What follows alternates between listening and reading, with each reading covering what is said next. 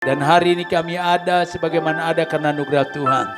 Kami dapat merayakan kemenangan kebangkitan Tuhan yang sudah mengalahkan maut itu, bahkan dosa, bahkan neraka dikalahkan bagi kami supaya kami yang percaya diselamatkan. Dan kami orang yang percaya hari ini ada di sini, orang yang diselamatkan, yang sudah menerima anugerah Tuhan. Kami bersyukur untuk hari yang Kau telah berikan. Lengkapilah kami, penuhilah kami dengan firman-Mu, dan ambil alih pemberitaan firman-Mu. Engkau sendiri yang berkata-kata oleh Roh-Mu memakai hamba-Mu. Taruhkan firman-Mu dalam mulut bibir lidah hamba-Mu, dan Engkau sendiri yang ambil alih. Biar setiap kata dan kalimat Engkau izinkan hamba-Mu sampaikan datang dari Tuhan. Biar kami semua boleh diberkati pada pagi hari ini, baik yang menyampaikan maupun yang mendengar. Kami sama-sama diberkati, dipenuhi oleh kebenaran firman Tuhan, sehingga kami pulang tidak sama seperti kami datang, tapi kami pulang membawa berkat Tuhan. Kami dijadikan menjadi berkat di keluarga kami diberkati, lingkungan kami diberkati, bahkan Indonesia pun diberkati oleh Tuhan. Nama Tuhan dipermuliakan. Berfirmanlah, kami siapkan hati kami, ruangan ini biar penuh kemuliaan Tuhan, dalam pemantauan hadirat Tuhan, dalam maupun di luar tempat kami ibadah, penuh kemuliaan Tuhan, ada damai sejahtera Tuhan memenuhi kami. Dalam nama Yesus kami berdoa, haleluya. Semua percaya, kita sama-sama katakan amin. Haleluya, haleluya. Silakan duduk Ibu Bapak yang dikasih Tuhan. Shalom. Kita bersyukur dan berterima kasih kita masih bisa rayakan hari kemenangan yang Tuhan berikan bagi kita. Saudara yang dikasih, kebangkitan Tuhan Yesus bukan hanya untuk dirinya, tetapi kebangkitannya sebagai bukti kemenangannya terhadap maut, tapi itu diberikan kepada kita. Saudara yang dikasih, semua orang yang diselamatkan, dipercaya kepadanya tidak binasa, melainkan beroleh hidup yang kekal. Karena semua orang telah berbuat dosa, kehilangan kemuliaan Allah, dan upah dosa adalah maut. Akhir daripada manusia yang berdosa pastilah ke maut, ke tempat neraka, kematian yang kekal. Tapi karena begitu besar kasih-Nya, Dia tidak menginginkan orang berdosa mati dalam dosanya, melainkan Dia datang menggantikan kita, menyelesaikan tidak bisa kita selesaikan. Ia ambil alih seluruhnya, dan Dia mati terhadap dosa, dan Dia bangkit setelah mengalahkan maut dan dosa, dan siapa yang percaya kepadanya diselamatkan. Tadi ada beberapa orang yang sudah dibaptis untuk menyusul orang-orang yang sudah dibaptis. Masih ada yang akan menyusul, kita percaya Tuhan akan kirimkan. Dan saudara, saya percaya walaupun tidak nih, ketika mendengar Tuhan, mereka pun akan dilawat oleh Tuhan. Saudara, dan kita akan yakin, percaya bahwa akan ada yang akan terus yang akan dibaptis. Dan akan ada juga nanti yang akan melaksanakan itu hari-hari akan datang, akan dibimbing peneguhan pernikahan. Jangan biarkan pernikahanmu, tapi kalau suaminya udah meninggal ya, jangan minta teguhkan nikah saya, gitu ya kan. Dia sudah pergi, dengan siapa dia diikat. Tapi kalau masih tetap Tuhan izinkan masih ada pasanganmu, belum diteguhkan, karena peneguhan yang dicatat oleh Tuhan atau nikah adalah yang diikat dengan nama Tuhan. Karena itu dikatakan apa yang dipersatukan oleh Tuhan tidak dapat diceraikan oleh manusia. Ada orang tidak mau diteguhkan nikahnya, dia pikir gini, siapa tahu nanti aku nikah, cerai, siapa tahu aku mau kawin lagi. Jadi enggak usah diikat dengan orang ini. Halo, kalau sudah itu ada dasar pikirannya, bisa jadi seperti yang kau yakini. Dan namamu tidak tercantum. Saudara yang dikasih oleh Tuhan. Jadi Tuhan mau, dan yang di dunia ini siapa yang percaya dan dibaptis akan diselamatkan.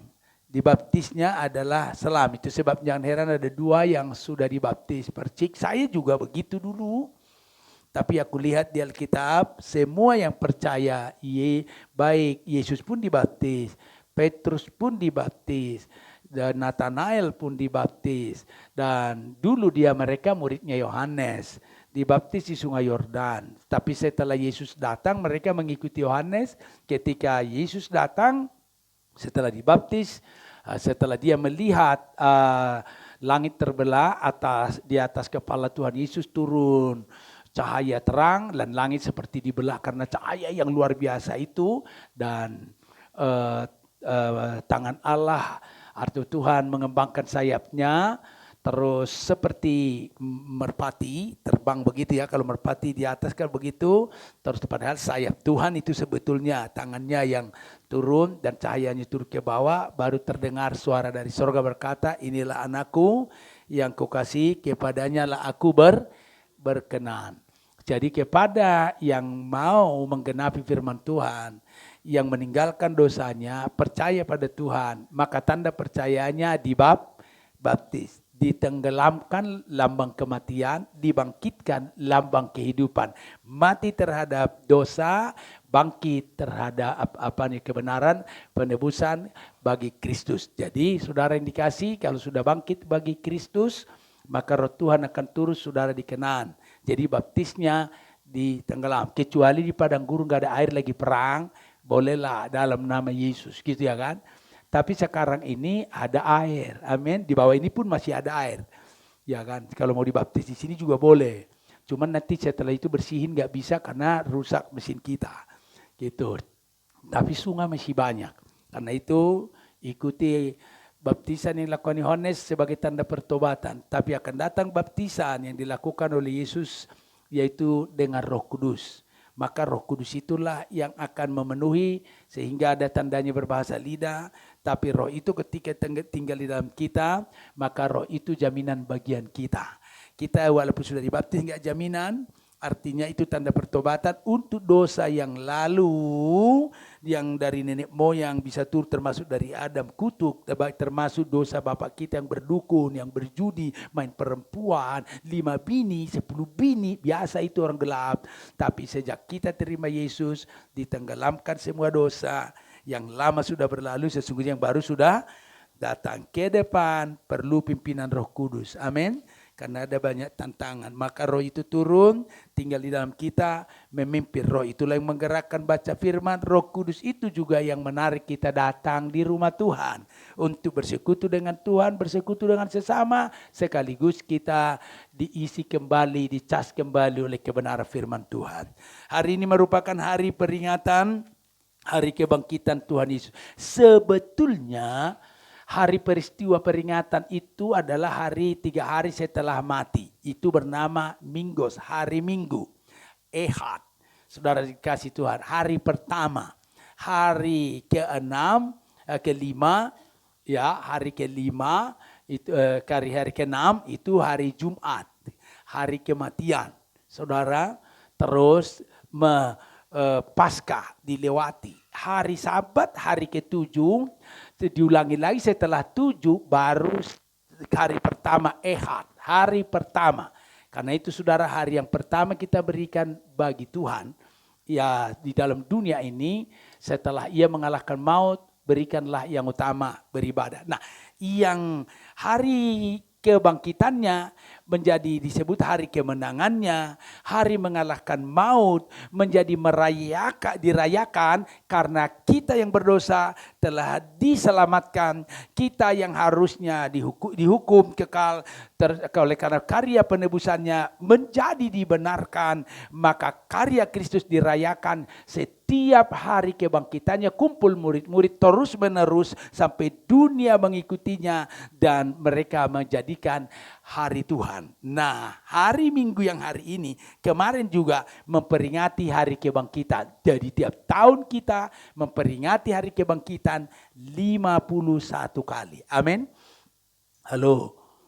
51. Hanya umat Kristen yang hari merah seharian 1 tahun 51 kali. Agama lain gak ada yang berani. Tapi orang-orang percaya dalam Kristus, merah tanggalannya, liburnya, merayakannya 51 kali 1 tahun. Agama lain di dunia gak ada. Kenapa? Karena benar-benar Yesus bangkit. Amin. Jadi sudah menang. Hidup adalah merayakan. Celebrate. Tadi kan celebrate. Sekali-sekali bahasa Inggris. Bagus juga aku yang nyuri itu tadi. Celebrate. Jesus celebrate. Dibaca ketulisnya gimana siapa celebrate? Celebrate. Gitu ya kan. Oh celebrate. Iya kan celebrate. Dirayakan. Yesus rayakan. Hari ini kita merayakan hari kebangkitan Tuhan Yesus bagi kita. Tapi ada juga di tempat yang lain suka mengajarkannya bahwa Yesus enggak bangkit, boro-boro bangkit, mati aja bukan dia. Katanya ketika dia disalibkan dia kan maha kuasa, dia diberi mujizat, terus dia gantikan orang lain, seret ganti yang lain matinya. Ya kan? Siapa yang menggantikannya itu hari ini nggak ada yang tahu. Itu karangan. Termasuk bangkitnya juga dibilang nggak bangkit dia tapi dicuri mayatnya.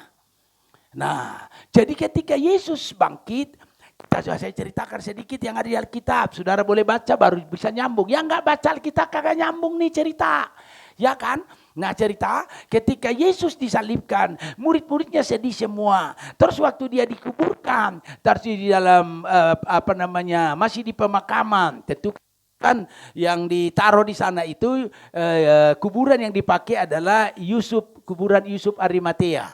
Dia lahirnya pinjam, terus tinggalnya juga numpang, walaupun dia tukang rumah, bikin rumah orang lain. Dia juga ketika mati pun minjam, enggak perlu bangun rumah di rumah. Untung aja dia enggak bangun rumah. Kalau dia bangun rumah, pasti kita akan berlomba bangun rumah di dunia dan tidak pernah ingat rumah kita ada di sorga. Nah, jadi setelah itu ditaruh dia di situ. Nah, murid-muridnya bilang begini, khususnya para wanita. Ya kasihan banget ya ke Tuhan Yesus, ke yang namanya orang baik sama kita. Baik aja kalau ada yang meninggal nih, walaupun baru sehari, bakal meninggal dalam kandungan aja juga, terus dilahirkan lagi dalam keadaan mati. Udah mati dulu baru lahir, terus kita makamkan, suka kita rempah-rempahi sebagai lambang, bolehkah supaya bertahan, supaya penghargaan, bolehkah berterima kasih kepada Tuhan. Tapi kok ini meninggal gak kita kasih rempah-rempah, hina banget dia, matinya udah hina, kok kita juga lupa ya. Akhirnya mulai hari Sabtu mulai berpikir, sore-sore mulai berkata, besok kita pergi yuk hari pertama. Ya kita gak ingat kalau besoknya hari bangkit. Terus dia bilang yuk kita beli rempah-rempah. Maka terus dia bilang iya, hari Sabtu sore mereka bilang begitu. Ya kalau begitu besok pagi-pagi semua murid-muridnya wanita, laki-laki pada takut. Bersembunyi. Terus tapi tahu wanita ini di mana mereka bersembunyi. Terus ketika itu akhirnya mulai wanita berkumpul, Maria Magdalena dan yang lain.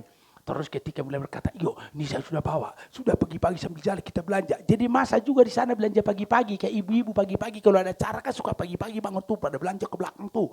Nah terus beli, ada rempah-rempah ini, yuk kita berangkat. Setelah di jalan terus mulai bertanya-tanya, ya kan dia dikubur, terus dipakai batu besar di depan. Terus siapa yang akan membuka peti itu tuh kita? Ya gitu, aduh percuma dong kita pergi. Udah lebih baik kita jalan ayo. Biar ya sampai di sana. Ya niat hati kita kalau nggak bisa melakukan Tuhan kan tahu. Ayo kita terus jalan. Ya udahlah karena kau yang ngomong sih ayo. Sebetulnya perasaan saya sih percuma juga nih. Ayolah sampai di situ ternyata gempa boleh katakan sebetulnya bukan gempa, satu malaikat saja turun sehingga pintu itu terbuka dan penjaganya ketakutan melihat malaikat dan melihat kejadian yang begitu dahsyat itu karena langsung gempanya kayak mana menjadi kayak pusat tektonik gempa di situ. Maka tentara semua yang berjaga-jaga udah pucat dan karena ada malaikat dan terbuka pintunya mereka pucat. Tapi wanita ini datang melihat pintu sudah terbuka. Ketika sudah terbuka loh, jangan-jangan mayatnya diambil kan gitu kan, jangan udah hilang, siapa yang berani buka ya, bukan hanya masalah berani loh, ini berat batunya, dari atas digulingkan ke bawah, nah mungkin diguling, siapa yang bisa mendorong dari dalam, kan dia mati, terus mendorongnya kan mesti ada orang, susah, sempit, bagaimana caranya ya, tapi bisa begitu, udah jangan pikirin masalah itu, ayo kita lihat ke dalam, masuklah mereka ke dalam. Si Maria Magdalena karena dia pernah kerasukan setan, 7 setan diusir oleh Tuhan Yesus dari dia. Ya setannya itu bisa macam-macam ya. Setan yang istilahnya kayak sekarang nih ada orang pakai susuk supaya cantik dilihat orang lain ya kan. Ya apalagi perempuan yang gak bener tuh suka mencari duit dengan tubuhnya, dia pasang susuknya supaya dilihat orang lain cantik. Ditaruh di sini susuknya supaya sekali begini langsung laki-laki langsung langsung ikut. Bisa begitu. Pakai, ada lagi di bibirnya supaya sekali ngomong begitu didengarin orang. Jual apapun laku. Ada juga dipakai susuknya di pantatnya supaya kalau goyang begitu langsung terbayang orang. Macam-macam tuh. Jadi ada beberapa setan dari dia dikeluarkan oleh Tuhan Yesus sehingga dia dipulihkan. Nah setelah itu dia berkata, kalau bukan aku yang diselamatkan, kalau aku nggak dibebaskan, pasti aku sudah di dalam neraka terus. Tapi ya aku bersyukur dengan apakah ku balas segala kebaikan-Mu Tuhan, selain daripada ini. Dan sekarang Kau sudah tidak ada di sini, sudah diambil mayat-Mu, di manakah dia? Nangislah dia di situ. Terus ada malaikat di situ duduk. Berdiri, terus dia berkata, mungkin ini yang mencuri, ini yang memindahkan, tukang taman barangkali ini, dituduhnya malaikat tukang taman. Adakah kau mengambilnya, kemana kau taruh biar saya ambil? Akhirnya dengan demikian, setelah dia menganggap begitu, ternyata Tuhan Yesus berdiri. Adakah kau mengambilnya? Maria. Akhirnya berkata, setelah dengar suaranya, terus kayak suara Tuhan Yesus. Akhirnya karena dia nunduk karena ketakutan, ada juga tuh merasa sudah hilang. Dia lihat, ternyata Tuhan datang. Dia pegang kakinya, dia peluk, terus dia mulai pegang terus. Jangan pegang terus kakiku, kau sudah melihat aku sudah bangkit. Terus tetapi murid-murid ketakutan, dia pikir saya akan mati. Terus dia enggak ingat firmanku, perkataanku mengatakan hari ketiga aku akan bangkit. Karena itu pergilah beritakan kepada mereka. Akhirnya si wanita yang mantan wanita enggak benar, wanita pelah kata orang, ya kan. Terus itulah yang bangkit memberikan KKR kepada Petrus. Nah saudara-saudara, wanita juga bisa dipakai oleh Tuhan. Wanita yang memang pertama jatuh dalam dosa, memakan buah buah pengetahuan yang baik dan yang jahat, sehingga suaminya juga ikut berdosa, rumah tangga menjadi kacau, anak-anak saling membunuh. Tapi Tuhan berjanji bahwa seperti khotbah kemarin, aku akan mengadakan permusuhan antara engkau dan perempuan ini, antara keturunanmu dan keturunannya akan menginjak kepalamu dan engkau mematok tumitnya. Maka pada tepat waktu yang ditetapkan oleh Tuhan, Maria pun dipakai Tuhan mengandung dari Roh Kudus dan melahirkan Yesus. Dan saudara yang dikasihi oleh Tuhan, ibu-ibu juga berdoalah. Bagi yang masih muda, yang tua-tua kan gak mungkin melahirkan lagi ya. Pasti gak mau. Berdoalah. Mungkin berkata, Tuhan aku dulu belum bertobat. Jadi aku baru tua ini. Baru terima Yesus. Tapi aku berdoa supaya anak cucuku diurapi oleh Tuhan. Amin. Anakku yang masih muda supaya melahirkan anak-anak. Kalau perlu cucu-cucuku dipenuhi oleh hadirat Tuhan, bahkan dari kandungan. Nah, saudara yang dikasihi oleh Tuhan, jadi akhirnya mereka berkata, Tuhan tolonglah.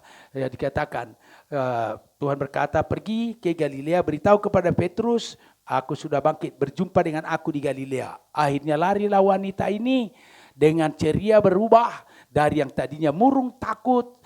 Pikirannya hanya untuk mengurapi Tuhan Yesus, merempah-rempahinya, tapi sekarang berubah. Rempah-rempah udah enggak diperlukan karena Yesus sudah bangkit. Sekarang tinggal melaksanakan tugas memberitakan kebangkitan Tuhan Yesus. Larilah dia kepada si Petrus dan berkata, Yesus sudah bangkit, aku sudah melihat sendiri. Dia menyuruh kamu supaya kumpul nanti ke Galilea. Jadi jangan di sini terus takut. Akhirnya si Petrus berkata, yang benar. Lari dia melihat. Ternyata sudah tinggal kain. Setelah itu akhirnya dia beritahu lagi kepada yang lain. Gemparlah di antara mereka. Tapi saudara tahu, di sisi yang lain, dia itu tadi, para tentara tadi yang sempat pucat dan melihat semua itu, lapor juga ke pemimpin agama. Karena mereka menjaga di situ supaya jangan ada yang mencuri mayat, nanti menjadi lebih berat lagi beritanya. Jadi dijaga dan dimateraikan. Tapi sekarang sudah dihancurkan oleh malaikat, ikatan mereka, digulingkan batunya dan sekarang terbuka dan tidak ada yang bisa menahan kebangkitannya. Dan tentara-tentara lari pagi-pagi itu juga setelah sadar ke imam-imam besar, melapor dan mengatakan sudah bangkit. Jangan bilang dia bangkit. Bilang saja. Kalau bilang bangkit, gempar nanti semua. Firmannya digenapi. Bisa pindah semua agama ini. Semua lari ke pengikutnya Mesias Yesus itu. Ternyata dia Isa Al-Masih. Ternyata dia yang dijanjikan oleh Tuhan. Kami udah tamparin dia. Pasti kami nanti diserbu. Ibadah kita ini bisa hancur. Bahkan bait Allah ini. Karena itu bilang. Niwang. Bilang saja kalau dia dicuri oleh muridnya. Datang malam-malam. Akhirnya cerita kemana-mana. Berita ini berkembang di seluruh orang Yahudi. Tapi di antara murid-murid orang percaya, berita kebangkitannya juga nyebar. Karena itu yang benar. Tapi berita palsu menyebar juga. Jadi dunia itu dikuasai oleh dua berita. Yang benar dan tidak benar. Sampai hari ini pun sebagian di antara agama-agama yang ada di sana, bahkan ada juga di agama-agama lain mengatakan Yesus tidak bangkit. Bahkan ada yang mengatakan Yesus juga tidak disalib tapi digantikannya. Kalau kita tanya siapa yang menggantikan, nggak ada catatannya. Di Alkitab dengan jelas tertulis, dah ada 5.000 manuskrip. Selain Alkitab aslinya di Yunani ada, Alkitab kita itu ada aslinya. Dan juga catatan-catatan lain dari setiap daerah tentang Yesus sama, tidak berbeda dengan di Alkitab. Ada, tersimpan. Hanya catatan, tulisan-tulisan tentang sejarah asli ada di Alkitab. Hanya Alkitab yang punya, agama lain tak punya. Bahkan kitabnya pun bukan kitab yang benar. Artinya bukan kitab yang asli ditulis dari yang menyampaikannya. Bahkan dibakarin. Tapi kita nggak bahas itu. Inilah yang kita bahas. Nah setelah diteliti, diperdalam, maka saudara yang dikasih oleh Tuhan. Sekarang semua para penguasa, orang-orang kaya yang punya budak, dibebaskan semua budaknya. Udah hari Minggu, ayo ibadah. Kami juga ikut. Karena benar Yesus bangkit. Walaupun aku rugi seharian kerja jadi libur. Seharian tiap minggu lagi. 1 tahun ini jadi 51 hari. Liburkan untuk memuji Tuhan. Enggak apa-apa. Karena aku tahu Tuhan hidup. Maka seluruh Eropa pun dirubah. Dan siap mengikuti Tuhan Yesus. Saudara yang dikasih oleh Tuhan. Tapi saudara harus terus diperdalam, tidak cukup hanya sibuk dengan kebangkitan Yesus. Karena itu kita boleh baca dulu di dalam 1 Korintus pasal yang ke-15. Kita akan bacakan dari ayat yang sampai 26, dimulai dengan ayat yang ke-12. Saya akan bacakan, saudara yang dikasih oleh Tuhan. Kebangkitan kita, jadi tidak sekedar hanya kebangkitan Tuhan Yesus. 2000 tahun sudah diberitakan tentang kebangkitan Tuhan Yesus. Kalau sampai orang tidak percaya, boleh katakan keterlaluan, dan segala bukti telah menunjukkan, saudara yang dikasih oleh Tuhan. Tapi itu kebangkitan kita juga. Dan inilah yang kita mau renungkan. Kebangkitan kita, jadi bila mana kami beritakan bahwa Kristus dibangkitkan dari antara orang mati, bagaimana mungkin ada di antara kamu yang mengatakan bahwa tidak ada kebangkitan orang mati? Saudara, dalam perjanjian lama belum berani para imam memberitakan adanya kebangkitan orang mati.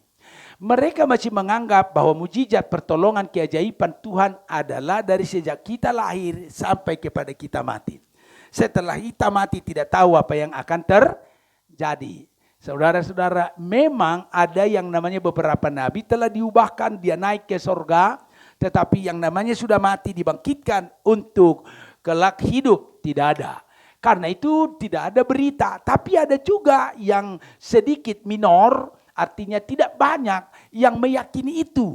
Nah saudara yang dikasih oleh Tuhan. Tetapi karena ada ajaran tadi yang mengatakan dia tidak bangkit tapi dicuri. Yaitu berita yang disebarkan oleh orang Yahudi. Dan sebagian yang disebarkan murid-murid bahwa benar ia bangkit. Dan untuk kelompok-kelompok murid ini sangat kuat beritanya, membuat mereka tidak takut, berubah berkobar-kobar semangatnya memberitakan ia sudah bangkit. Di sana diam-diam membisik-bisikkannya, tidak ada bukti. Nah saudara yang dikasih, kalau betul-betul maaf nih, murid-muridnya mencuri mayat Tuhan Yesus malam-malam, pastilah pemimpin imam sudah pergi ke tentara Romawi melaporkan murid-muridnya bahwa pencuri mayat membuat kacau berita, tangkap muridnya, diinterogasi, diadili, dan kalau benar di antara mereka mencuri, pastilah mereka dipenjarakan. Tapi nyatanya tidak ada yang ditangkap di antara mereka untuk diadili, hanya disuruh stop, jangan beritakan kebangkitannya nanti kacau. Tapi mereka bilang kami tidak takut.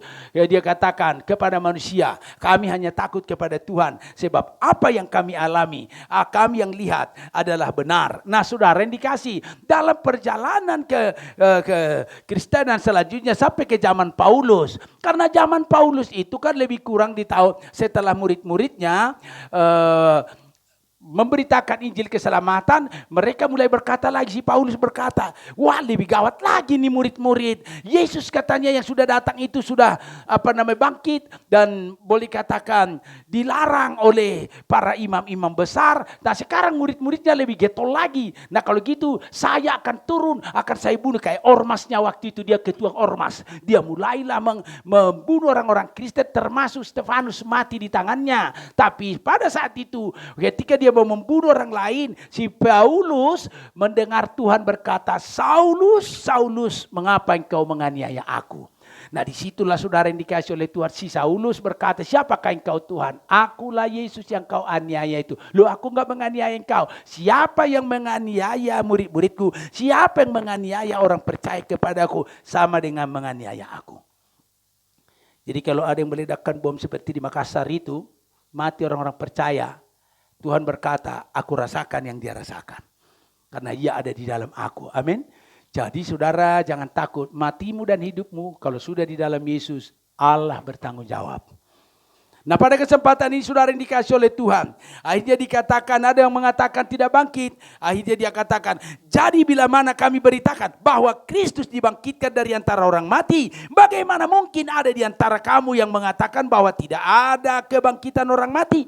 Kalau tidak ada kebangkitan orang mati, maka Kristus juga tidak dibangkitkan. Tetapi andai kata Kristus tidak dibangkitkan, maka sia-sialah pemberitaan kami dan sia-sialah juga kepercayaan kamu. Jadi percuma kami memberitakan kebangkitan Yesus kalau dia nggak bangkit. Sia-sia iman kami, sia-sia iman kamu. Tapi saudara dia mau teguhkan. Lebih daripada itu nih, kami ternyata menjadi pendusta terhadap Allah. Kami bilang Yesus bangkit padahal tidak, kan kami berdusta. Karena tentang dia kami katakan bahwa ia telah membangkitkan Kristus. Padahal ia tidak membangkitkannya. Kalau andai kata benar bahwa orang mati tidak dibangkitkan.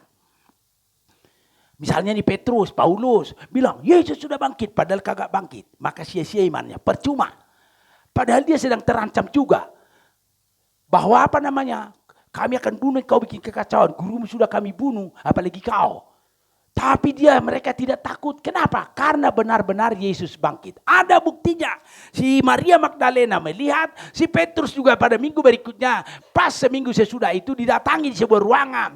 Dan si Thomas yang pernah mengatakan, si Petrus sudah memberitahu bahwa Yesus sudah bangkit, dilihat oleh Magdalena. Terus ada pada saat itu 2 orang pergi ke Emmaus, menghindar, takut dia digerebek sama tentara-tentara Yahudi maupun tentara Romawi. 2 orang ini menghindar supaya aman. Ternyata di sana dijumpai oleh Tuhan Yesus sepanjang perjalanan dan ditegur dan diberitahu bahwa dia memimpi perjamuan. Baru sadar bahwa Yesus ada. Setelah dia lihat, waduh ternyata dia. Balik lagi mereka ke teman-temannya menceritakan bahwa kami sudah melihat, kami berjumpa, dan itu sebabnya kami pulang memberitahu kepadamu. Kami sudah melihat dia. Jadi dia bangkit. Setelah itu si Thomas bilang yang gak kumpul, udah mana mungkin kalau sama ada dia bangkit, saya mau. Dia bilang, aku mau tusukkan dulu tanganku, aku gak percaya mangan lo, gue gak percaya. Ngarang nih, di sana gue dengarin apa? Dia bilang dia dicuri.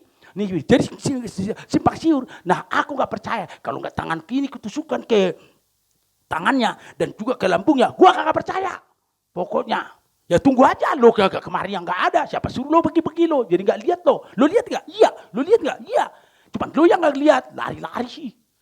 Makanya saudara pada minggu berikutnya dia tunggu pas saat hari Minggu lagi. Yesus datang di ruangan. Tuhan Yesus tidak ngomong lagi. Mana dia berkata, apa pendapatmu? Oh ini Pak gak percaya yang kemarin itu Bapak datang. Gak gitu lagi. Langsung dia bilang karena dia tahu, dia dengar suara ini sampai kepada dia. Langsung dia bilang, Thomas sini. Sini. Harus dia katakan, inilah tusuk ke tanganmu. Dia buka. Ayo, akhirnya tidak berani lagi karena dia lihat lubang betul. Terus dia lihat tangannya berlubang betul. Dan seluruhnya, jangan kau berkatakan, tidak, bukan aku ini. Kau bilang hantu. Bukan mana-mana, ada yang punya makanan enggak? Kali baru makan. Dia ya, ada ikan. Ya terus ini. Dikira lapar. Sebetulnya aku bukan lapar. Supaya kau tahu bahwa aku bukan hantu. Mana dimakaninya. Benar juga dia. pergi dulu, dia pegang, dia makan juga. Hantu kan gak bisa makan. Terus dengan demikian, akhirnya, nah sekarang tusukan. Dan setelah dia pikir, ya Tuhan, ya Allah. Dia katakan, Engkau adalah Mesias, Engkau sudah hidup kembali. Sebetulnya kalau orang tua pasti dipegang kepalanya itu kalau lagi kesel. Dia dikatakan, kalau kau percaya sudah melihat kau. Kalau melihat kau sudah percaya. Berbahagialah orang yang percaya walau tidak melihat. Berbahagialah orang yang percaya walaupun tidak melihat. Yang berbahagia nih, kita yang belum melihat Yesus, tapi percaya dan benar dia sudah bangkit dengan segala bukti. Kau lebih berbahagia daripada murid-murid karena melihat baru percaya. Karena ada orang Kristen berkata, kalau enggak lihat Tuhan, kalau enggak mujizat terjadi dalam persoalanku, gue enggak percaya. Halo, Tuhan berkata sebetulnya bilang begini, bisa bilang begini Tuhan. Lo percaya atau tidak percaya, bukan rugi di saya, rugi di lo. Halo, paham ya? Tetapi kan memang susah juga orang berkata, bilang percaya, gue bilang nanti percaya, padahal gak percaya. Mending jujur juga. Iya kan?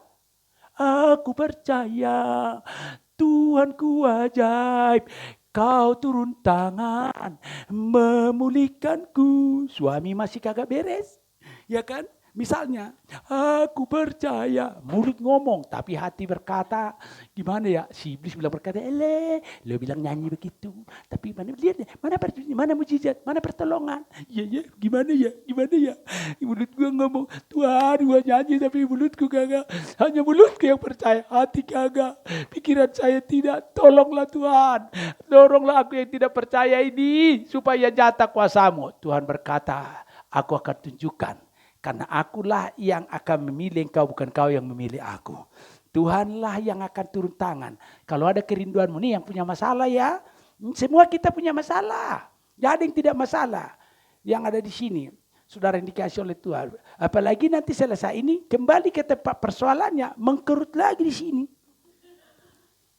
Gitu ya kan? Di sini ada sukacita. Ada sukacita. Celebrate.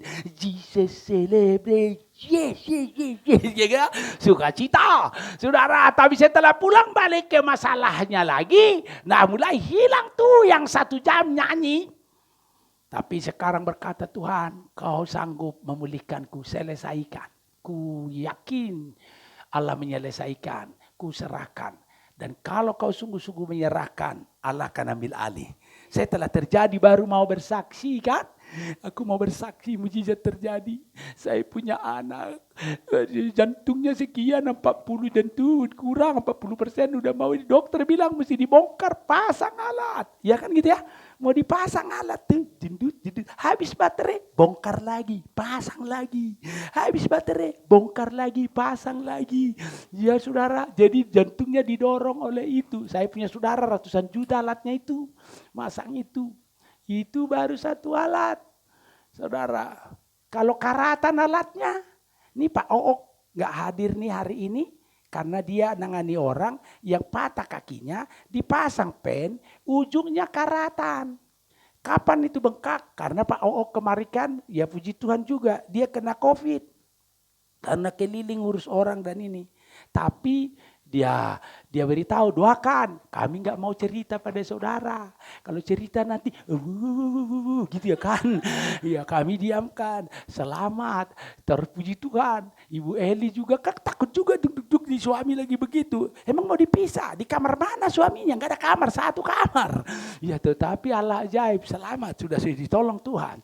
Nah karena dia 2 minggu mandiri di rumah sakit, istrinya juga. Ya nggak ada menjaga bapak itu, nggak ada yang bersihin lubang kakinya. Sehingga karatan lagi, bengkak. Sekarang diurus. Saudara yang dikasih oleh Tuhan. Dan saya berkata itu juga pelayanan. Layani dengan iman. Supaya nama Tuhan dipermuliakan. Yang penting tetap beribadah. Boleh kau tak ibadah di gereja, tapi roh dan tubuhmu, karena satu hal ya, karena tugasmu, tapi tubuhmu ini bait Allah. Engkau ada di dalam, roh ada di dalam, Allah hadir, puji dan sembah dia melalui tubuh dan seluruh kehidupanmu.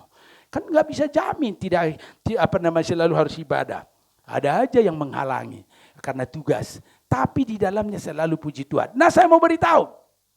Setelah ada pengalaman mujizat, barulah orang bersaksi. Seperti Thomas. Oke, Tuhan berkata, aku tahu kau Thomas. Harusnya orang beriman itu percaya walau tidak melihat. Berbahagialah orang yang percaya walau tidak melihat. Tapi kau berbeda. Kau memang agak sedikit bandel juga kau. Udah mujizat kulakukan berkali-kali. Air berubah menjadi anggur. Kau ada di situ. Dan aku bangkitkan si Lazarus. Kau ada di situ. Aku udah bilang aku akan bangkit hari ketiga. Kau tak percaya, lebih percaya dengan orang lain yang membalikkan ke fakta. Sekarang aku tunjukkan kepadamu. Nah, masukkan tanganmu. Colokkan. Sekarang nih. Nah. Supaya kau tidak lagi. Supaya jangan sampai tidak percaya lagi. Setelah dia lihat, dia berkata, ya Tuhan, ya Allah benar. Ya Allah, ya benar. Ya Tuhan, ya benar. Berbahagialah orang yang percaya walau tidak melihat. Nah, ini kata-kata ini buat dia dan buat saudara dan saya. Jadi berbahagialah. Sudah percaya pada Yesus walaupun belum melihat? Amin. Halo. Mau dibaptis kan gak lihat. Tapi percaya. Tapi ada dasar percayanya. Percayanya Yesus sudah dibangkitkan. Yang benar aja loh. Belum ada pernah bangkit orang mati. Apa buktinya? Buktinya kebangkitannya adalah hari ketiga, hari Minggu. Dan seluruh dunia merayakan. Orang-orang kaya yang tadinya punya budak selalu kerja diperbudak, dapat keuntungan. Tapi tidak bisa ditahan lagi. Mereka harus ibadah. Dan dia relakan, bahkan dia pun beribadah mengikuti. Dan menjadi pengikut Tuhan. Dan dia mulai mengizinkannya. Rela dirugikan. Karena dia tahu memuliakan Tuhan adalah yang paling utama. Nah, saudara yang dikasih oleh Tuhan. Dan kerajaan juga termasuk orang Yahudi dan orang lain. Tidak bisa lagi menahannya. Seluruh Eropa, Jazirah Arab dan termasuk boleh kata seluruh yang ada di sana Timur Tengah. Dijelajahi oleh murid-muridnya. Tapi pada kemudian ada yang membalikkan juga. Silakan. Tapi bagi yang percaya hendaklah kau terus. Lebih daripada itu kami ternyata menjadi berdusta terhadap Allah. Karena tentang dia kalau kami beritakan bahwa ia telah membangkitkan Kristus. Padahal kalau ia tidak bangkit. Terus kami ngomong-ngomong sudah bangkit. Maka kami menjadi pendusta. Kalau andai kata benar bahwa orang mati tidak ada dibangkitkan. Sebab jika benar orang mati tidak dibangkitkan. Maka Kristus juga tidak dibangkitkan. Dan jika Kristus tidak dibangkitkan. Maka sia-sialah kepercayaan kamu. Dan kamu masih hidup dalam dosamu. Demikianlah binasa juga.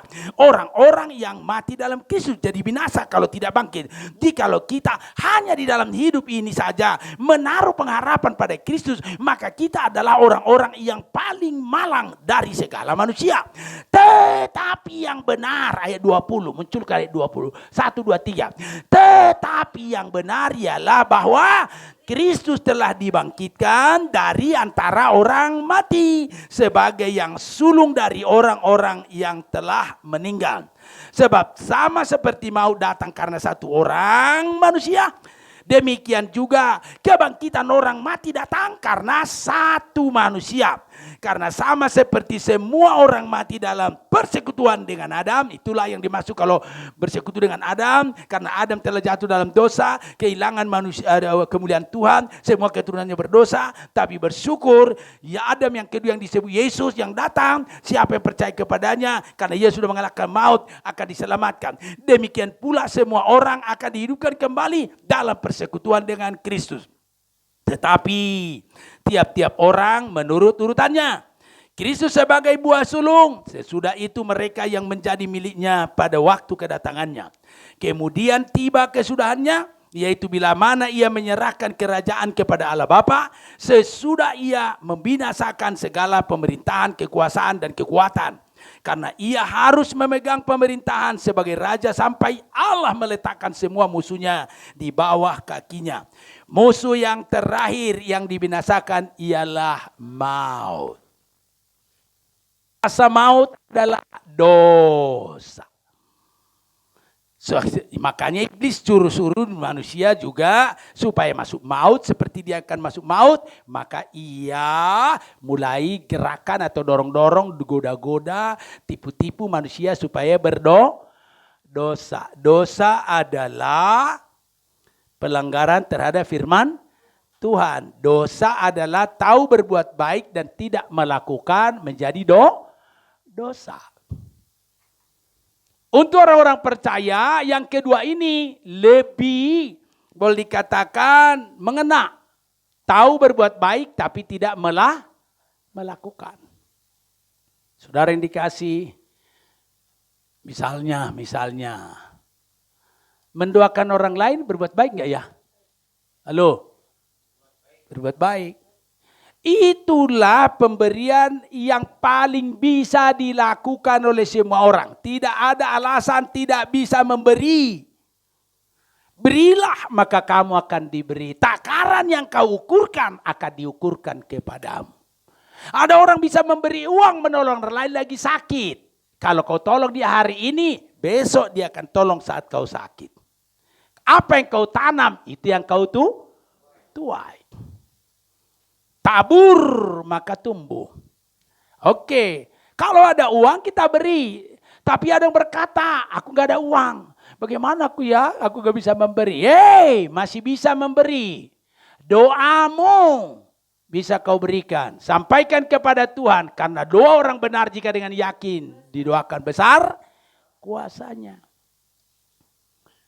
Memang dia kalau tidak tertolong bisa miliar, bisa ratusan juta lah. Atau bisa lebih daripada itu. Tapi dengan doamu mujizat terjadi, berarti orang itu diberkati 100 juta. Bisa lebih gitu. Karena itu pasti. Tahu berbuat baik tapi tidak melakukan. Nah pertanyaan. Kau sudah tidak bisa memberi untuk yang membantu yang menikah padahal saudara dekat. Kau tidak bisa untuk memasak karena tidak sempat. Kau tidak bisa juga membantu pada saat dia sakit di rumah sakit. Gak ada uangmu. Semua alasan dengan uang. Kau ukur dengan uang. Sehingga kau seperti menjadi beruang. Tetapi saya mau beritahukan kepadamu hari ini bahwa masih bisa memberi. Uang boleh tidak ada. Petrus berkata kepada seorang yang meminta-minta di pintu elok ketika dia pergi ke bait Allah dan dia meminta berharap diberikan uang atau koin. Akhirnya Petrus berkata melihatnya, emas dan perak tidak ada padaku, tapi apa yang ada padaku kuberikan kepadamu. Orang ini berkata, dia pikir apalah bajunya kah, terus cincinnya kah, gitu kan. Udah ditunggu-tunggu. Ternyata saudara yang dikasih oleh Tuhan. Dia bilang, dalam nama Yesus bangkitlah. Maka si lumpuh ini menjadi bangkit dan berjalan. Mulai sekarang kau kerja, kau cari uang sebanyak-banyaknya. Terserah kau, jangan jadi peminta-minta. Diajak orang lain, tergantung pada orang lain. Sekarang tergantung pada dirimu. Wah, langsung berkata, terima kasih. Wah, luar biasa, haleluya. Sebetulnya yang diberikan Petrus itu jauh lebih besar daripada yang diberikan orang lain. Amin. Dulu kan gak bisa dia menuntun anak. Anaknya gak bisa dituntun, istrinya gak bisa dipeluk, mamanya gak bisa disayang. Terus jalan sendiri selalu bergantung. Sekarang sudah bisa, anaknya enak kok. Sini sama papa yuk jalan. Kak Cece, wah udah bisa. Kemanapun dia pergi, lebih merdeka dan bebas. Dan bisa memberi, bisa bekerja. Saudara yang dikasih oleh Tuhan, emas dan perak tidak ada padaku, tapi apa yang ada padaku berikan. Ada kuasa padanya. Dan dia berdoa buat orang yang sakit disembuhkan. Padamu ada kuasa. Padamu ada kuasa. Amin. Karena itu jangan ragukan. Jangan menunggu Pak Monang, Ibu Ane, Pak Yudika, Ibu Pang Moe. Ayo dong doa. Lagi gak mau doa. Memang dia sendiri gak bisa keluar. Zaman sekarang. Ya kan? Kalau keluar kita rame-rame dimarahin. Tetapi saya mau katakan, engkau berdoa pun dipakai oleh Tuhan. Karena Allah yang sama yang kami sembah, yang disembah si Paulus, si Petrus. Allah yang bekerja bagi mereka. Allah yang sama bekerja bagiku dan bagimu. Karena itu saatnya kau akan mengalami. Supaya kita semua melayani. Jika Kristus tidak dibangkitkan, sia-sialah pemberitaan kami. Sia-sia juga kau jadi percaya. Sia-sia kau jadi bertobat. Apalagi yang dibaptis. Tapi yang benar Kristus telah dibangkitkan. Jadi disaksikan, dilihat langsung oleh Maria Magdalena, dilihat oleh Petrus, dilihat oleh murid-murid yang 12, termasuk 2 orang yang ke Emmaus, dan sekaligus 500. Saya bertanya sama istri saya, siapalah kira-kira 500 itu ya? Sekaligus 500 melihatnya dalam hati saya, siapalah kira-kira? Gak ada yang lain sejarah sih. Terus ada pernah saya dengar sejarah, tapi masih bertanya, tapi kupikir tadi pagi. Iya mungkin juga. Nah saudara yang 500 itu ada kemungkinan begini. Sekaligus loh 500 sekaligus. Gini. Ingat ya waktu Petrus pergi menjala ikan. Waktu dia menjala ikan. Tidak dapat sampai Yesus berkata, anak-anak, adakah engkau mempunyai lauk pauk? Akan jalannya. Dia dapat 153 ekor besar-besar. Kaget si Petrus langsung ingat gini. Dulu aku pernah begini. Pagi-pagi. Ini pagi-pagi juga nih. Terus waktu itu saya lagi bersih-bersihin jalaku. Disuruh, terus ada orang datang. Tuhan Yesus. Terus naik ke kapalku, disuruh aku ke tengah. Sedia berkhotbah. Terus disuruh lagi aku menebarkan jala. Baru dapat banyak. Ini kali ini ada pengalaman juga ya. Diingatnya itu. Tapi ketika lagi narik banyak ini, datang Yohanes kepada Petrus berkata, itu Tuhan. Ya, itu si Yohanes hafal suaranya. Terus dia, itu Tuhan. Si Petrus sibuk karena konsentrasi. Memang dengar tadi, tapi lemparkan ke tengah. Di otaknya mau mendapat karena gagal dari tadi. Terus dia lempar, sudah penuh pun, dah ingat Yesus. Amin. Haleluya. Saya bangga lihat ibu-ibu Kota Bambu. Hampir kalau sudah ada kita di baju saya ada gini langsung dekat situ. Bagus seragam, terus foto-foto, dia akan kemana pose. Nah bagus. Artinya mau yang terbaik. Tapi ingat tidak harus yang harus ganti baju baru. Tapi yang Tuhan maksud ada baju ibadah. Tapi ada juga nih ibadah dulu sekarang udah gak ada. Pakai celana pendek datang ibadah. Iya pendek, terus pakai sendal, sandalnya lagi geser lagi, seret, di dalam tuh, kok ke Tuhan semesta alam, kok nggak mau yang bagus, akhirnya mulai berubah, sekarang sudah sedia, bajunya bagus, puji Tuhan, bukan harus kaya, ya sopan, rapi, kan gitu, ya saudara dikasih, ada juga penghormatan kepada Tuhan. Diberikan yang seperti si Petrus hormatkan Tuhan datang langsung pagi-pagi saudara dikasih. Ada juga yang datang ke gereja bukan cari Tuhan gitu bisa aja supaya Pak Moy nanti ngasih aku duit, Pak Sianu kasih aku duit, rugi kalau nggak datang kan gitu tuh. Hati-hati pemberian Pak Moy, pemberian Yudika Pak Monang terbatas, pemberian surga tak terhingga. Utamakan Tuhan. Saudara yang dikasih oleh Tuhan. Karena berharap pada manusia. Membuat Allah jadi cemburu. Karena maha cemburu. Alkitab berkata terkutuklah orang berharap pada manusia. Diberkatilah berharap pada Tuhan. Carilah Tuhan. Nah, saudara dalam berita kita hari ini. Bahwa jika Kristus tidak dibangkitkan sia-sia. Namun yang benar ia dibangkitkan, dia hidup, ada bukti termasuk waktu Yesus mendatangi murid-muridnya. Nah sebelum itu dikata adakah kau punya lauk pauk? Tidak ada. Ke dalam lebih sedikit sebelah kanan dilempar ke dalam, dapat 153. Yohanes bilang itu Yesus. Langsung Petrus tinggalkan semua, kejar Tuhan Yesus dan datang. Dan yang lain juga membawa setelah diangkat ikannya, langsung mulai menghampiri ke pinggir. Terus si Petrus sudah melihat Yesus sudah nyalakan api, arang. Terus di atasnya ada roti bakar. Mereka dari mana ikannya ya? Tidak pakai ikan kita tapi sudah ada. Dengar, karena kasih Tuhan Yesus dia bangun pagi-pagi benar, dia tahulah muridnya, dia mulai. Nah di situ dimungkinkan besar, walaupun tidak tertulis. Yesus pergi ke pasar dan ketemu anak kecilan ini, ada 500 orang bergerup di sana untuk melihat Yesus bangkit. Dia karena tangannya masih bolong begitu.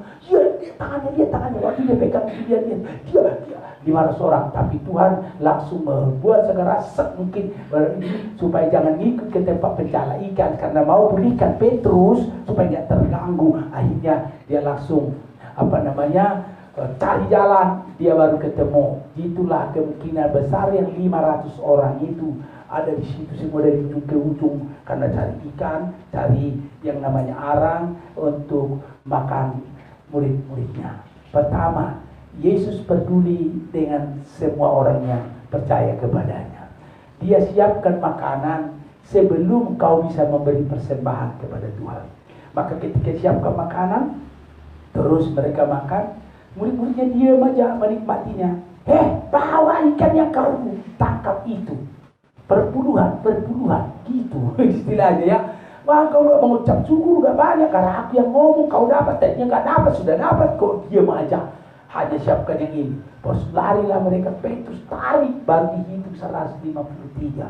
Ayo Tuhan terserah, mau semuanya kita pakai makan, enggak, seperlunya, ayo bakar. Kita bakar ikan. Ngobrol, selesai kenyang, udah enak, udah bedot, iya, udah makan, udah enak, ini kurang tidur. Barulah dipulihkan, ditegur, Petrus, apakah engkau mengasihi aku lebih daripada semua ini? Kau dapat ikan ini berhasil ya, orang ya gagal terus berhasil, biasanya sibuk ya, lupa dengan yang lainnya. Apakah engkau mengasihi aku lebih daripada semua ini dan lebih daripada orang-orang ini? Ya, aku mengasihi engkau dari mulut, tidak dari hati. Kau bilang aku mengasihi engkau kemarin, 3 hari yang lalu kau bilang, Tuhan walaupun murid-murid semua meninggalkan engkau, aku tidak akan meninggalkan engkau. Walaupun semua mengkhianati engkau, aku tidak akan mengkhianati engkau. Walaupun mereka tidak taat padamu, aku taat padamu. Aku rela memberikan nyawaku kepadamu. Tapi Tuhan berkata, kau menyerahkan nyawa bagiku, kau rela mati. Sebenarnya sudah 3 kali kau menyangkali aku. Dan benar terbukti, waktu Yesus mau disalibkan, yang tamparin sama pemimpin agama, setelah ditangkap dari tempat ke taman doa Getsemane, di situ Petrus didatangi oleh orang dan berkata, para wanita wanita hamba-hamba atau daripada orang-orang penting itu, dia berkata, ini juga kelihatannya bahasanya sama dengan, oh aku gak kenal dia. Pindah di tempat lain, oh kamu salah satu dari dia, aku tidak, oh tidak, aku tidak kenal. Terus kayaknya kau jadi orang termasuk orang itu ya. Saya bersumpah, kata kita. Yang kita memberitahu, dia bilang begini si Petrus, saya bersumpah saya tidak kenal dia. Bayangkan, akhirnya ayam langsung berkokok, takkan berkokok, langsung, benar ya, gitu kan. Ingat ya Petrus, kakak, gitu kan. Makanya ada gereja ayam di situ, di Pasar Baru, di atas ada gereja ayam ya. Kok bukan salib sih ayam? Maksudnya, hayu Tuhan yang ada di bawah, jangan sekali Tuhan. Nih, aku ingatkan. Ya, aku mengingatkan. Biar lihatlah itu supaya mengingatkan bahwa kita ini bisa menyangkali Tuhan. Kalau bukan Tuhan yang memberi kekuatan, kita enggak akan kuat. Saudara yang dikasih oleh Tuhan lebih cenderung mencari selamat. Ada banyak orang mencari selamat, sehingga cari jurus selamat. Menipu, membohongi, suami dibohongi daripada dimarahi. Gimana duit itu? Nggak tahu. Ini gitu ya kan? Ada yang bukan di sini, yang di sana itu, ya kan? Terus dari mana lo? Aku dari sini. Ya, karena takut dimarahi kalau dijujur. Akhirnya dia cari jurus selamat, bohong, gitu ya kan? Kalau nggak dibohongi, terbuka, marah dia. Lebih baik bohong, asal masuk akal supaya dia diam. Misalnya, kenapa lo kagak ke gereja? Gua gak enak badan kemarin, sakit gigi. Padahal kagak sakit gigi, besok jadi benar sakit gigi, ya kan? Ngapain bohong? Jadi ada orang cari jurus selamat, bukan juru selamat. Hati-hati. Dua-duanya banyak orang, tapi hari ini kita sudah dikasih oleh Tuhan. Kita sudah memiliki juru selamat yang sudah menyelamatkan kita. Ia telah bangkit mengalahkan maut. Inilah kemenangan kita. Kalau tidak ada kemenangan kita, sia-sialah iman kita. Tapi yang benar, Yesus sudah bangkit. Dia mengalahkan maut. Maka kita percaya akan dibangkitkan walaupun mati. Boleh katakan akan ada juga urutan. Dikatakan, tetapi tiap-tiap orang menurut urutannya. Kristus sebagai buah sulung. Sesudah itu mereka yang menjadi miliknya pada waktu kedatangannya. Ya, tetapi tiap-tiap orang menurut urutannya. Kristus sebagai buah sulung, ayat yang ke-28. Ya, Kristus sebagai buah sulung. Sesudah itu mereka yang menjadi miliknya pada waktu kedatangannya. Lihat, Yesus akan datang kedua kali. Ini memberitahu kedatangan. Kita kan selama ini memberitahu tentang Yesus bangkit, mukjizat terjadi, Tuhan akan menolong ibu, Tuhan akan menolong bapak, yang lemah dikuatkan, yang sakit disembuhkan, terus gitu. Tapi saya mau beritahu, saya sih udah doakan sembuh, gak sembuh juga, jadi sakit, mana tak terjadi, gimana sih, gitu ya kan? Tapi sekarang lebih daripada itu, bahwa Yesus yang sudah bangkit dari antara orang mati, nah dia sebagai yang sulung, kemudian kita yang percaya juga akan dibangkitkan menurut urutannya sampai kedatangan Tuhan Yesus Kristus. Nah lihat di sana, tetapi tiap-tiap orang menurut urutannya. Kristus sebagai buah sulung. Sesudah itu mereka yang menjadi miliknya pada waktu kedatangannya, yang menjadi miliknya pada waktu kedatangannya, yang bukan miliknya di waktu baru dia datang. Tidak ada kebangkitan untuk kemuliaan Tuhan. Kebangkitan Tuhan, kebangkitannya untuk dihukum ada. Jadi akan dua kebangkitan. Waktu Yesus datang akan dibangkitkan pertama yang mati dalam Kristus duluan dihargai. Yang mati dalam Kristus, katakan yang mati dalam Kristus dibangkitkan duluan. Amin. Berarti dihargai yang mati dalam Kristus. Karena itu kita bilang berbahagialah orang yang mati di dalam Kristus sejak sekarang ini. Kenapa berbahagia? Karena duluan dibangkitkan nanti. Amin. Tidak ketinggal di situ. Karena akan bangkit, maka ditulis di situ beristirahat. Bukan di situ terus penghuni kuburan. Beristirahat. Maka ada RIP. Rest, istirahat. In peace. Beristirahat dengan tenang, damai. Nah, semua yang di kuburan orang yang beriman ditulis RIP. Istirahat dengan apa? Tenang. Makanya kapan dan dimanapun kita mati, asal mati dalam Tuhan, itulah yang benar. Haleluya. Itu tinggalkan hidup yang lama, ikut dengan Tuhan. Tuhan mau supaya kita bersaksi seperti murid-murid. Hidup yang diberikan adalah anugerah. Kita sudah terlalu banyak melewati ancaman, ya, nyawa. Orang bilang, Kapolres kemarin bilang kumpul. Hati-hati Pak Munang, ini lebih gawat dari yang kemarin-kemarin terjadi di sana. Pak, saya beri tenang, tenang, gak usah takut Pak, aman.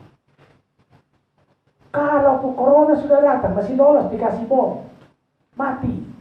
Yang penting kita nggak bikin kejahatan, kita nggak bom orang, tidak, dan minta bom, enggak, itu ini. Tapi kalaupun harus mati seperti itu, sudah ditetapkan oleh Tuhan. Yang jelas tetap mati dalam Tuhan. Amin. Jangan karena berbuat dosa, membunuh orang, meneluh orang, mencuri milik orang lain, terus kita mati dalam dosa. Maka kita pada akhir hidup kita bukan lagi milik Tuhan. Tapi ketika kita hidup benar, kapanpun datang, dimanapun dia mengambil kita, tetap milik Tuhan. Maka kita beristirahat. Nanti ketika kedatangan kedua kali akan dibangkitkan dari antara orang mati. Aku tak perlu takut mati di mana dan kapanpun. Yang ku tahu aku hidup adalah Kristus. Kalau mati pun ada menjadi keuntungan. Itulah menjadi jaminan bagi kita. Yesus sudah dibangkitkan, kau pasti akan dibangkitkan. Kalau sudah di dalam Tuhan, jangan takut. Kalau ia mati memberikan hidupnya daging itu rela mati, apalagi saat engkau benar lagi berdosa saja, ia rela berkorban, apalagi saat kita benar di mata Tuhan. Pertama bagi Tuhan memuliakan dia, kedua untuk sesama. Dan jika itu yang kau lakukan, Tuhan hadir dan terus hadir dan bekerja. Dia maha hadir sih, tidak usah bilang hadir, maha hadir. Tapi alangkah ketika dia hadir, dia dimuliakan dan andalkan dia, memberkati. Kau yang memberkati keluargaku, maka dua orang benar jika dengan yakin didoakan besar kuasanya. Pulang dari tempat ini, engkaulah menjadi utusan Tuhan untuk melakukan kehendaknya. Di rumah tempat engkau tinggal akan ada hadirat Tuhan.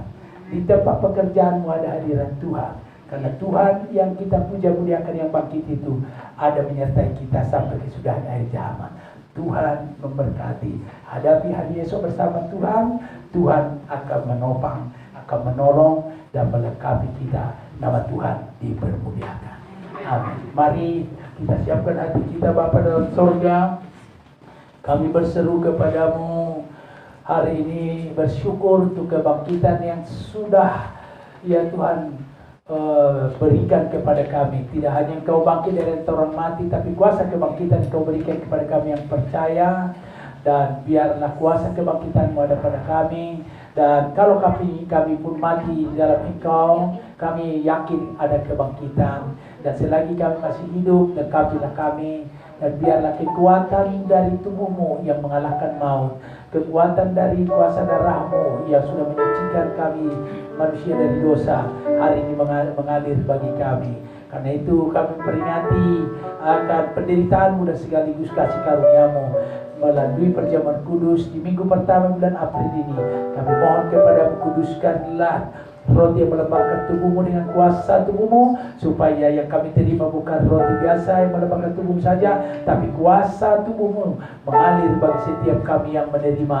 Dengan iman kami akan terima. Demikian juga anggur Tuhan Engkau kuduskan yang melembabkan darahmu, supaya kuasa darahmu Tuhan Kau meteraikan pada anggur ini, supaya setiap kami yang meminumnya, kami tidak menerima anggur biasa, tapi menerima anggur yang telah ditapiskan dengan kuasa-Mu, sehingga kuasa darahmu mengalir dan kuasa kebenaranmu menyucikan kami dari dosa, dan juga menyucikan orang yang bersalah kepada kami.